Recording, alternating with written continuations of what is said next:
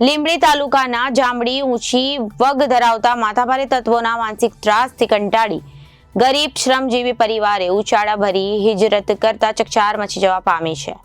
ભોગ બનનાર પરિવારે જામડી ગામના 4 જેટલા શખ્સો વિરુદ્ધ લીંબડી પોલીસ સ્ટેશને ફરિયાદ નોંધાવતા પોલીસે લેખિત અરજી સંદર્ભે વિગતો મેળવી તપાસના ચક્રો ગતિમાન કર્યા છે। લીંબડી પોલીસ સ્ટેશનની પ્રાપ્ત થતી વિગતો જામડી ગામે રહી ખેત મજૂરી કરી પરિવારનું ગુજરાન ચલાવતા ભૂપતભાઈ ખોડાભાઈ ઘાઘરેટિયાએ લીંબડી વિભાગીય પોલીસ અધિકારી અને પીએસઆઈને આપેલી લેખિત રજૂઆતમાં જણાવ્યું હતું તેમના પુત્ર હેમુભાઈની પત્ની વર્ષાબેન અને પિયર આંટો ખાવા ગયા હતા।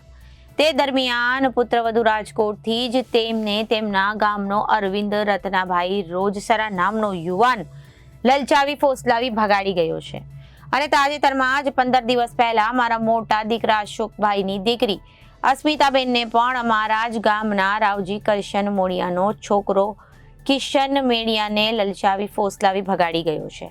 આ બનાવ સંદર્ભે અમે લીંબડી પોલીસ સ્ટેશનને આવી લેખિત ફરિયાદ કરી છે। તેમ છતાં હજુ પણ સામાવાળાએ હજુ પણ અમને ધમકી આપી છે કે તમારા ઘરની જેટલી છોકરીઓ છે તે તમામને અમે વારાફરતી એકાએકને ભગાડી જવાના છીએ। તમારાથી કાંઈક થાય શકવું નથી, અમારું કોઈ કાંઈક બગાડી શકવાનું નથી, આવું જણાવીએ જાનથી મારી નાખવાની ધમકી આપતા હોય। આ બનાવ સંદર્ભે ભૂપતભાઈ ખોડાભાઈ ઘાઘરેટિયાએ જામડી ગામેથી પોતાના પરિવાર સાથે જરૂરિયાત પૂરતો રાશન સીધું અને સરસામાન સાથે ઉચાળા ભરી હિજરત કરી રવાના થતા હતા એવા જામડી ગામમાં ચકચાર મચી જવા પામી છે। ત્યારે આ માથાભારે તત્વો સામે ન્યાય આપવા માટે લીંબડી પોલીસ સ્ટેશને જામડી ગામના અરવિંદ રત્નાભાઈ રોજસરા તથા મહીપત બળદેવભાઈ મકવાણા, બાબુ ધનાભાઈ મકવાણાએ રવજી કરશનભાઈ મડિયા વિરુદ્ધ લીંબડીમાં લેખિત ફરિયાદ માટે રજૂઆત કરી હતી। લીંબડી પોલીસે પણ ભોગ બનનાર પરિવારની રજૂઆત સાંભળી હતી અને અરજી મુજબ વિગતો મેળવી તપાસના ચક્રો ગતિમાન કર્યા છે।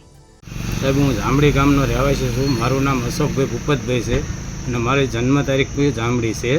પણ મને હવે આ લોકો એટલો ત્રાસ આપે છે કે 2 મહિના 3 મહિના પહેલાં મારા ભાઈને વહુને ઉપાડી ગયા, 2 મહિના પછી મારી છોકરીને 15 દિવસથી ઉપાડી ગયા અને અત્યારે પણ હજી એવું કહે છે કે હજી અમારે તારી છોકરીને ઉપાડ લેવાની છે। આ વસ્તુનો મને ન્યાય કોઈ આપતો અને ગામના કોઈ સાથ સહકાર નથી અને હું હાવ ગરીબ છું અને મને આ બાબત તમે ક્યાં રજૂઆત કરી? આ પોલીસ સ્ટેશન રજૂઆત કરી છે। અત્યારે શું કર્યું તમે? અત્યારે તો હું સાહેબ ઘર મૂકી અને સામાન ભરીને વહી ગયો છું। કેટલા જણ જતા રહ્યા? અમારો આખો પરિવાર 8 જણ છીએ અમે। અત્યારે ગોપાલનગર વહી ગયા છીએ રહેવા, અમારા ગામથી 10 કિલોમીટર દૂર અને અહીંયા હું જેને જમીન ખેડું છું એમના મને રાખ્યો છે। અત્યારે એમના ઘરે ખાવા પીવાનું બધું સાહેબ મારી પાસે તો કંઈ છે નહીં, બરાબર?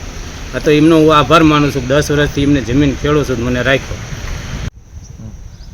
મારું ગામ ગોપાલનગર, મારું નામ વાઘજીભાઈ ભરવાડ છે અને જે આ ભૂપતભાઈ વાળી અશોકભાઈ વાળી જે મેટલ બની એ મારા ભાગ્યા છે અને 2 દિવસ પહેલાં મૂંઝવણમાં હતા ફૂલ, 15 દિવસથી તો એ ખાધું પીધું નથી ને આવી બધી તકલીફમાં હતા।